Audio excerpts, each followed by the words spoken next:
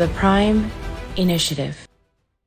All right, guys. So, as I mentioned before, the Prime Initiative has been extremely busy handling other projects, doing interviews, handling business on other aspects, right? But have been listening to your, or rather, I have been reading your emails and your messages when I can. And there's a particular video that we're about to show you here. I'm pretty sure you've seen it already. It's been doing its rounds, but there's a lot to go over with this video. But again, I'm not that type to kind of dissect and quarterback off of particular police videos, but this one has a lot to say as to the times that we're in. Okay, so we definitely have to kind of look at this.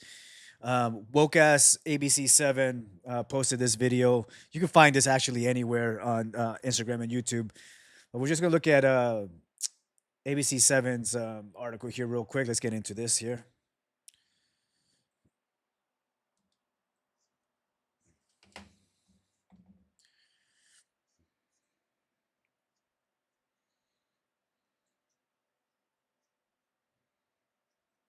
Okay, right then and there, I have a problem with that. Look, oh fuck. Okay, for the most part, everyone is aware. In fact, the majority of the nation is actually aware as to what transpired with Deputy Trevor Kirk. Deputy Trevor Kirk, long story short, went to go answer I believe it was a burglary call, robbery call, I forget, to which the suspect, who was a criminal who shoplifted and assaulted the security guards, ended up assaulting Deputy Kirk when he was just doing his job, right? He used his pepper spray as well he should have, and now he's facing time in prison because of that, because it's all some political bullshit, right? It's what the activists like. Now, because of that, it has resonated within law enforcement. I mean, what cop signs up to go to jail by because they're doing their job? There's not a single officer that does that. No one fucking does that, okay? But as you can see, officers right now, in the time that we live in right now, are hesitant in doing their job. Why? Because they're not getting the support and the backup that they need, not only from their administration, but also when it comes to just the state in general. In this particular situation, you could obviously see that the female officer here is trying to make a detainment off of this torta on the ground here. And her torta friends over here are fighting back, to which the one in the red bandana there, very charming, by the way, assaulted that officer. I'm going to let the video play, but he didn't deploy anything. You could tell he was hesitant. Now, I'm not saying he did a bad job. I'm not saying that at all. In fact, I hope these officers are okay in all aspects, not only physically but mentally, emotionally, and in their profession as well. But as you can tell, things go from 0 to 100 extremely quick. The pepper spray is there to be implemented in such situations, right? Now let's take a look and see what happens to this officer. Look at that. Well, she's gonna be arrested. Look at that. Oh, fucking A, dude. See, this is the kind of thing. Look, how could this not anger you? These fucking bitches over here think it's okay to assault an officer and do this. Now, okay, I get it. Their torta friend is over there plastered on the ground. You know, she more than likely did something, obviously. Why else is she gonna be detained? And now they're fighting the officers, for her, right? But this could turn deadly real quick. And I guarantee you, these fucking bitches, I guarantee you, they probably already set up a GoFundMe and they're claiming to be victims. I guarantee it. Guarantee it. It's just how it is.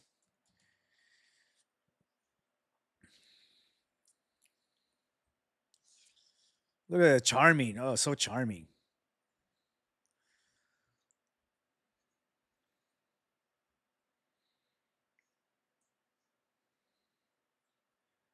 How come you don't show that? All right. Anyway, so there you have it. A perfect example of how the pepper spray could have come in handy here. The assaults wouldn't have happened. Uh, the officers would have been safe. The whole situation would have been controlled. I still think they did a fantastic job. It's not about that. It's about the whole aspect of hesitation when it comes to trying to do their job. This is the times we live in. This is This is what it is right here. This is why this is such an important situation because the public could have been hurt here. When first responders hesitate, guys, I got to tell you guys this. First responders are trained for the most part to do certain things, and a lot of it comes in experience. A lot of it, the especially in California, the California police academies, they don't really teach you certain things that you're gonna come across. It's all just basic shit mandated from California Post, right? But we're in the times right now where all of the training experience doesn't mean shit. Because if you do your job just like Trevor Kirk did and these officers did, I'm pretty sure these officers are probably gonna get written up or something or face some sort of discipline. Why? Because they're doing their job, right? And they got assaulted too. This is the kind of thing that the public, you guys, you gotta pay attention to this. This is what we're talking about. This is why we're fighting so hard for the Trevor Kirk situation and just fighting hard for first responders in general because of situations like this. This is a prime example as to what can happen. I mean, good thing no one really got hurt and the officers are okay. I think the only thing that got hurt was the torta's ego, but that's it, right? Anyway, that's something that we had to share. This is such an aggravating video. Let's watch it one more time, guys. Why not? Let's get pissed off together. Look at that. Fuck.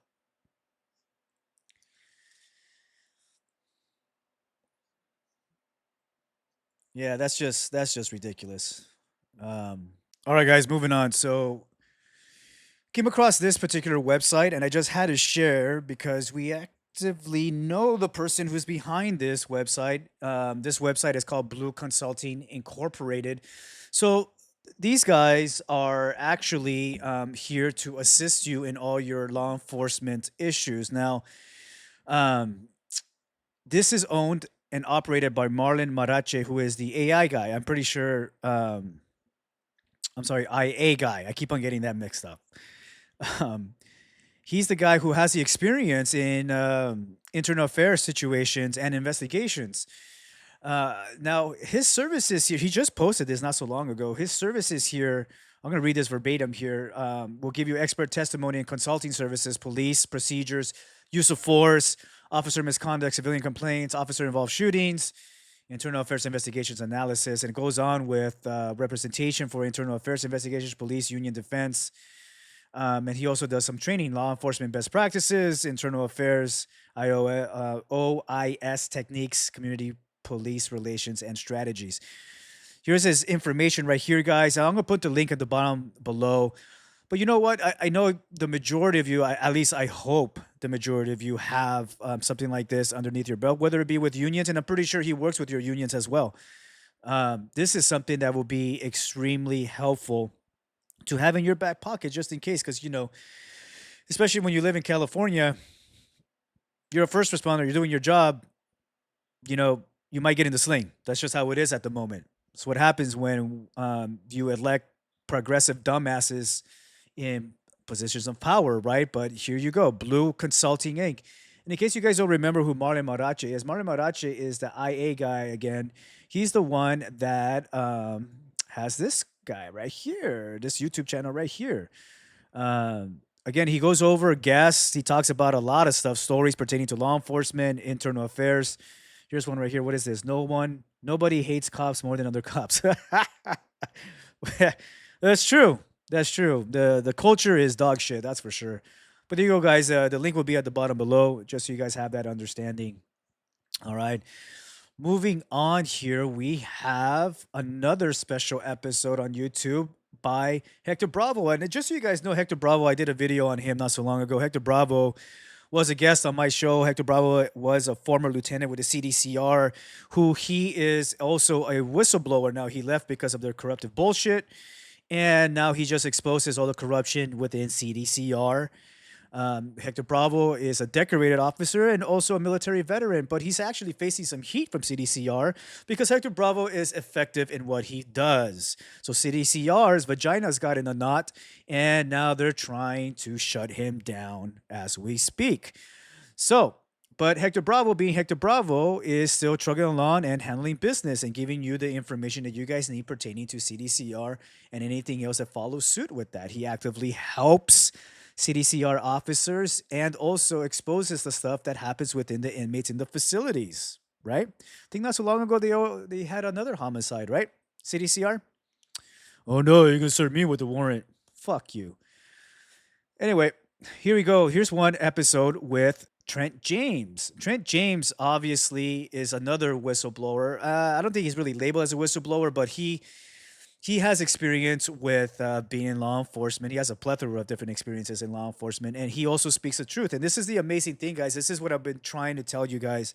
When you guys talk to someone in law enforcement or ex law enforcement, when you guys watch videos, look at the ones who used to be there and that are no longer there.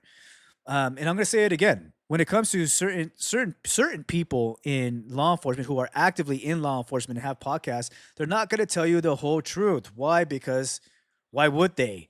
They're going to get themselves in a sling if they do, right? I mean, not all of them are like that, but the majority of them are. So you want to talk to those who are just going to give you the raw truth. That you guys decipher what's happening there. But I mean, haven't we been lied to enough, right? I mean, we're kind of at that breaking point. But let's take a look at Trent James' episode here um, under Hector Bravo Unhinged podcast. The name of the episode is "What Happens When Good Cops Leave." Here we go. Let's take a listen here real quick. Trouble. I was flipping off cops, telling them Really? to fuck off. Oh yeah, yeah. I hated cops, bro. Is it a small town or a larger town, city? Yeah, it's really small. Where I grew up in Ukiah is probably shit. I don't know, 15,000, something like that. Pretty Damn. small. Yeah, Dude. yeah. Very rural. If you're flipping off cops, don't you know who the cops are? Yeah. Yeah, it was like a really small, local PD, local police department. They hated me. I didn't like them. I'm talking like, 16, 17 when I was starting to drive and all that. So, yeah, but they were looking back though, bro. Like once I became a cop, I still maintained that mindset. Those guys were just straight fucking assholes. Not that I was cool, but I get you. Yeah. No, we'll elaborate into that, but I get where you're. Did you Yeah. have a problem with authority? yeah, that's probably a big part of that. Yeah. Were you rebellious Yeah. in general, or just did you? Because like I'm rebellious as well, but I don't like dumb authority. Are you willing to listen to certain things that make sense? Yeah, logic and common sense resonates very well with me for sure. I'm able to take criticism, but especially during my time in law enforcement, you can definitely attest to this. Pretty much everybody we worked for knows less than we did. Facts. So, Oh, this is gonna be a juicy fucking interview, bro. Because we're talking the same a good language, episode. man. Yeah. And a lot of the people understand. yeah. It's just, very few people have come out and spoken on this. Yeah, I don't give a fuck, so I'll say whatever. Right. Yeah. So, yeah, I myself also like common sense, and logic. So, how the hell did you go from flipping off cops to wanting to even become a cop? Long story short, so when I was 17, I got into some major shenanigans, and my parents at the time made me move to Utah, where I had relatives there thinking that it was going to pull me out of that environment. It would save me from jail or whatever. I later came back. Long story short, I got really into fitness and working out, and that's when I stopped partying a lot because I was seeing progress doing that shit, and I was feeling good. And then I moved away and to Sonoma County, which is an hour south, started going to college and graduated from college. And then I went to an administrative justice class when I was at college, and just the subject material was so fascinating, interesting to me, and I hated everything else. And I was like, holy fuck, this is kind of interesting. Then I went on a ride along when I was like 20. Nice. Did like a code 3 run and shit with the lights and sirens, and I was like, is this what you fucking dudes do all day? And of course that's not true at all, but he's like, oh yeah, dude, it's sick as fuck, you should apply. And then I just kind of fell in love with that. So your parents moved you away to get you out of trouble or to save you. Yeah. Did that work? Was it an effective move? No, because I ended up moving back when I was like 18, got into even more shit, and then bro. But I mean, like in the whole county, I got deputy of the year for that year. Yeah, but like, So I'm not gonna play obviously the whole episode. We're not gonna steal the fire. If you want to watch the full episode, you could go to Hector Bravo Unhinged. I'll go ahead and put the link at the bottom below. Again, you want to get their perspective, right? I mean, get the whole truth when it comes to certain things, right? These guys obviously will just tell you the facts, and they'll tell you straight, no filter, right? And this is exactly what's needed. Exactly what's needed. I'll go ahead and Like I said, put the link in the description below. Moving forward, so there was this jackass piece of shit from Long Beach that was abusing his dog. I'm not gonna play this video because this is graphic as fuck, and I don't even care if they clip it. But this piece of shit, you could see him grabbing his dog by the leash here and literally body slamming this dog several times. Now, just so you know, he has been arrested. He's been caught. Good riddance. Fuck him. Hope he fucking rots. And the dog has been adopted.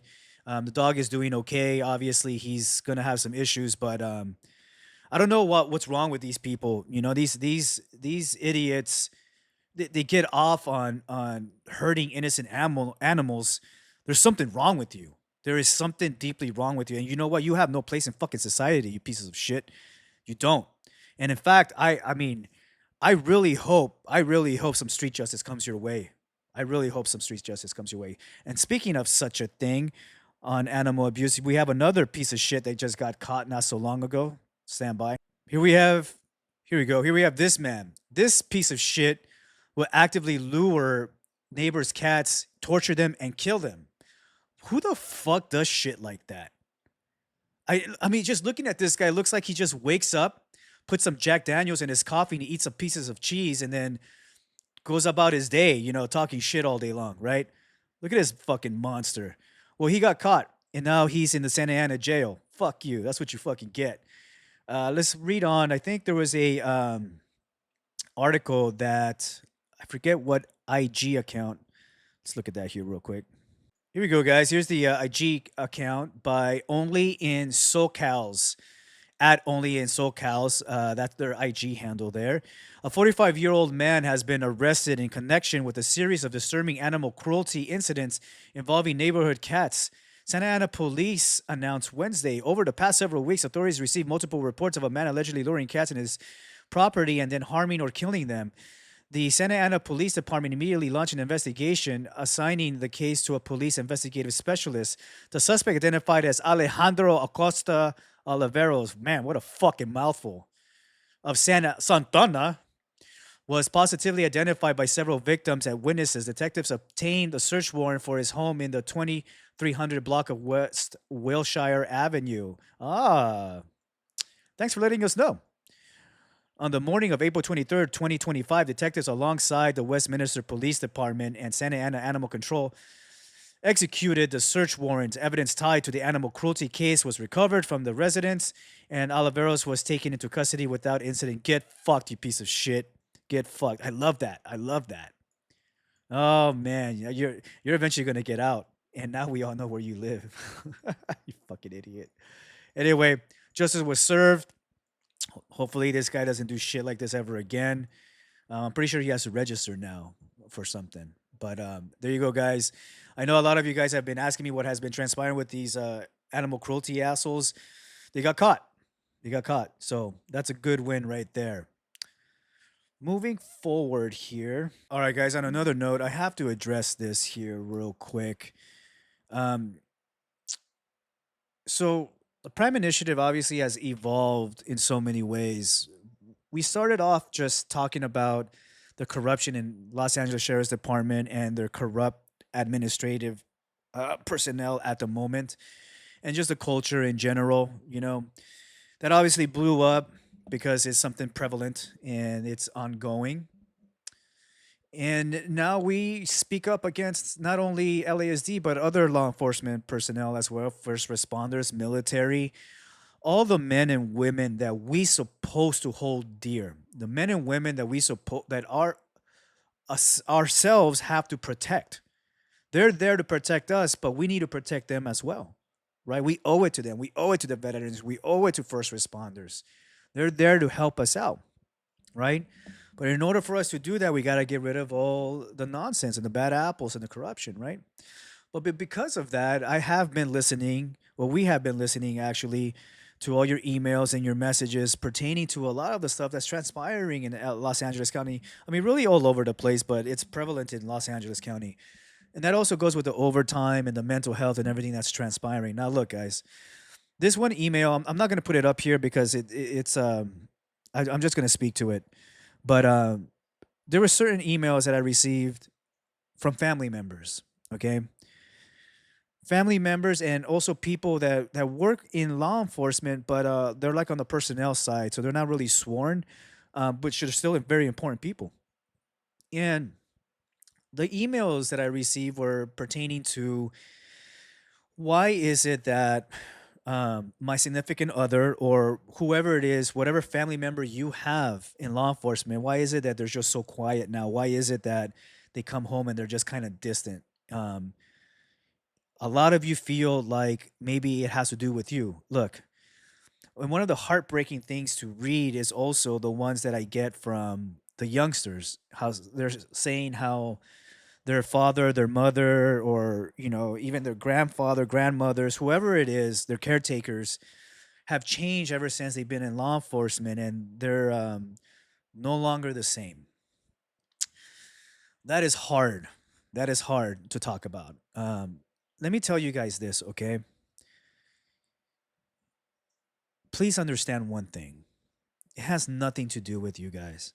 Your family member, whether it be your mom, your dad, your grandmother, your uncle, your aunts, your whoever it is that you're close to, and you feel they've changed, it doesn't have to do with you guys. I could assure you, okay, I could assure you, they love you. They love you like no other. They just don't want you to get involved in the battles that they're fighting, and they're fighting battles not only out there in the streets or in a facility, but also within themselves and their treatment. They love you so much that they don't want to bring that home to you guys. Maybe maybe you're a lady who just married a cop, right? Or your husband just got into law enforcement and he's kind of changed. Well, in case you haven't seen the other videos, they're going through a lot, right? And it's hard. It has nothing to do. Look, I'll tell you guys this right now. If you have an issue with your man, and I am speaking about men at the moment. If you're having an issue with your husband, your brother, your dad, whatever, a man who is an officer or a first responder, whether it be firefighter, EMS, paramedics, I mean, you name it. I'll tell you what, guys, this, even in the medical field, if you have someone that's a public servant, okay, in Los Angeles County, they're going through a lot. It's a hard battle that everyone's fighting right now. They don't want to bring that evilness, that bad juju, right? They don't want to bring that home. And sometimes it's hard. It has nothing to do with masculinity or whatever the fuck you guys say, like the toxic masculinity. That's bullshit. Okay? It has nothing to do with that. And I'll be the first one to tell you when I was going through my shit, I was one of those people. I was staying quiet. It's not because I didn't want to talk about it. It's just a lot of these guys deal with this 12, 16 hours a day, sometimes even more. And they come home and they just want to come home and they're trying to recalibrate themselves, but it's difficult. And there's certain things, I'm gonna tell you guys this. There's certain things that they deal with that you would never know. And they will never repeat it. Oh, the best thing you can do there is just be that support system. Just always, even if you have to say it every day, like I love you, I'm here, and maybe get their mind off of something else. Maybe, if someone comes home, have their favorite movie or whatever, something for them to eat. I'm not saying to just ignore it. I'm just saying just be that supportive person. The way that they are has nothing to do with you. It's the job. This is why we're supposed to support our first responders. Please have that understanding, especially you kids that reached out to me. Look, your mom and dad, they love you so much, and they're working hard to make sure everyone's happy and everyone's safe and that you have what you need so you can succeed in life. I know it may seem like they may be angry at you or maybe they just don't have time. But trust me when I tell you they think about you all the fucking time. All the time. And you know what? Um, it's something that it may be hard to see, but I could assure you, there isn't a time that goes by that they don't think about you. And in fact, that's why they're doing it. If your mom and dad is in a first responder or law enforcement officer, trying hard not to show emotion right now. If your mom and dad are a first responder, okay, And I need you guys to have an understanding that they're doing this because they love you. Okay? They're not mad at you. They love you immensely. Please have that understanding. Things will change. I'm pretty positive that things will change. Whether it'll be with them or whatever agency they're with, but there's people that are actively working hard to fight that. Okay? So I just had to get that out there, guys. It's something that's very important. Need you guys to have that understanding, okay? Please don't misconstrue their silence with anger or weakness. They're battling. They're battling. They're battling. On a much lighter note, this meme came about. This meme came about by ghostpatch.com or Ghostpatch Official, I believe it is. Their IG is Ghostpatch Official, right? Yeah, Official put out this meme right here that says, "Cops when someone leaves a piece of equipment around the station." Mine. You know what, man? Like I gotta tell you, this meme that you guys did really sent waves, and it's true. I remember. I mean, everyone has their stories of their equipment or their whatever getting stolen from their station. I remember specifically one time when I was in training at Towers. I'm not joking, man. But we were inside this one locker room getting ready for shift, and it was very condensed. There was probably around like, I mean, you're changing, you're getting situated, and you're rubbing elbows, touching butts, and it's just, I mean, it was crowded in there, right? And I remember I had my locker open, have this thing situated there, and somebody called my name, so I literally turned my back. I walked a few steps forward and started talking to that individual that was calling me. And then I noticed that everyone else around me kind of split. I'm like, well, like whatever. Maybe they had to go. And I go back to my locker. All my shit was gone. And I was just like, what the fuck? What the hell happened? You know? Of course, a lot of it had to do with that bullshit, culture that they have with the trainees. But I remember specifically, I went up to a senior, or was it a sergeant? I don't remember. And I said, "Hey, sir, all my stuff got stolen." To which he replied, "Oh, that's your fault. You left your locker open." I go, "Sir, I just turned around to go talk to another officer. Came back, all my stuff was gone." And he goes, "Well, what do you think was going to happen?" To which my rebuttal was, "Well, sir, I mean, shit, I work with cops. What the fuck? I work with cops." To which he said, "So?" And you know what? That kind of, he's right. He's right. So you guys, make sure your shit is secured in your locker. It doesn't even matter if you engrave your stuff. It's gonna go. But this meme was very funny. I had to share it with you guys. Again, follow Ghostpatch Official on IG, and I think they have a website right here, ghostpatch.com. Always coming up with the funny memes. Humor, man. You gotta have humor in your line of work, right? Regardless if it's dark or not, gotta have the humor. Gotta laugh it off, man. Until next time, guys, keep fighting. The Prime Initiative.